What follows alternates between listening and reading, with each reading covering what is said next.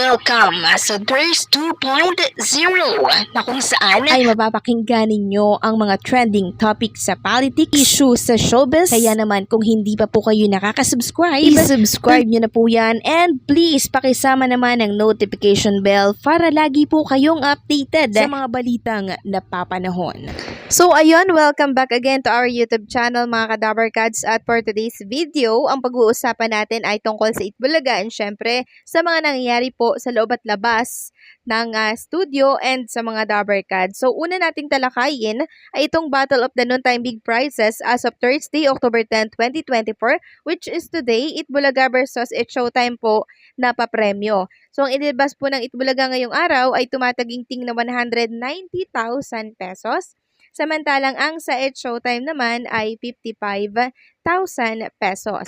So itong Itbulaga, ito yung noontime show na hindi lang sila yung pakabig, kundi sila din ay marami ang binabalik sa mga viewers. Marami nilang natutulungan na mga nangangailangan. Pag inaakala po ni Bossing Vic Sotto na kailangan ng taong ito ng pera, dodoblehin po nila yung binibigay na papremyo. Ganyan po sila. Pero pag inaakala po ni Bossing na medyo may kaya, medyo hindi naman nangangailangan masyado ng pera dahil may ipon, konti lang po ang ibinibigay doon.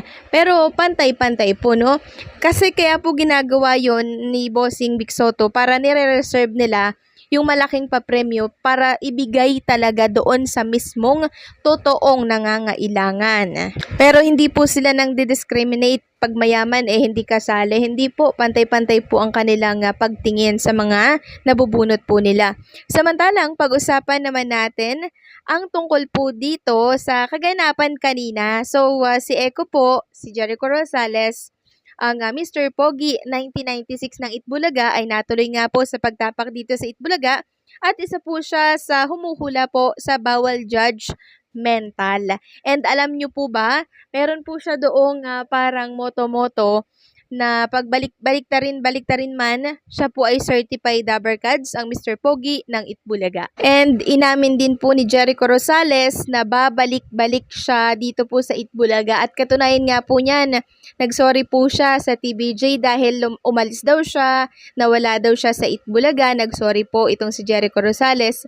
Tapos sabi niya, pero babalik-balik pa rin naman ako sa Itbulaga. So sa pagtapak na to ni Jericho Rosales sa Itbulaga, marami po ang naging masaya, marami po ang nabuhay yung kanilang mga dugo kasi ito po ay iniidolo nila noong 1996 pa, 17 years old noon si Jericho Rosales nang nanalo po siya dito po sa Mr. Pogi. Kaya naman nanumbalik yung alaala ng mga Kadabarkads natin taong 1996 na kung saan ay bidang-bida po itong si Jericho Rosales. Walang pinagbago, no? Pogi pa din po ang isang Jericho Rosales na lihitimong Dabarkads. Samantalang pag-usapan naman natin ang tungkol dito sa entry po ni Bossing Vic Sotto para po sa Metro Manila Film Festival. Sabi kasi dito sa write-ups ng PEP, 31 finished films isinumite para sa last 5 slots ng MMFF 2024. So umabot po daw ng 31 finished films ang nag-submit sa MMDA or Metropolitan Manila Development Authority para po sa 50th Metro Manila Film Festival. Na-confirm daw nila sa ilang producer na tapos na ang pelikulang na-submit nila at nagsisimula na ngayong manood ang nasa screening committee. May schedule na ang mga pelikulang i-screen nila. Pero totoo kayang may ilang rough cut lang ang nasubmit dahil hindi pa talaga natapos ng husto ang mga iyon? Matatagalan pa iyon sa post-production. Nilinaw naman sa amin ng nasa executive committee ng MMFF na tinatanggap nila ito as long as nabuo naman ang kwento, kino-consider nila ito. So kung yung kay Bossing Vic Sotto po na The Kingdom ang pag-uusapan, tapos na po ito noong nakaraang linggo pa po at sabi nga po ni Piolo Pascual ay nagdadub na lamang sila. Pero tapos na po yung kanilang shoot or yung kanilang pelikula, yung kanilang pagtitaping doon. So sabi nga po dito, si Bossing Vic Sotto ay seryosong nakaupo, nagpapakita ng bagong aura na malayo sa kanyang usual na comedic person.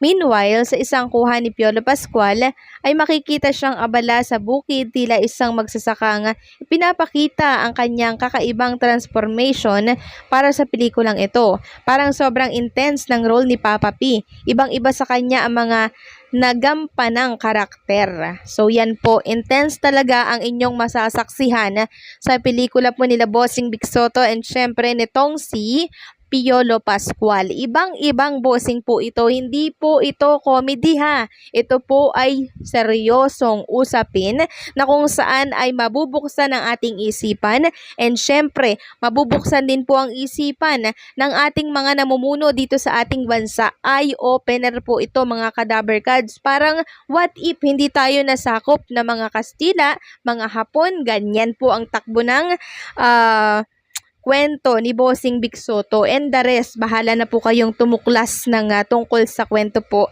ng The Kingdom.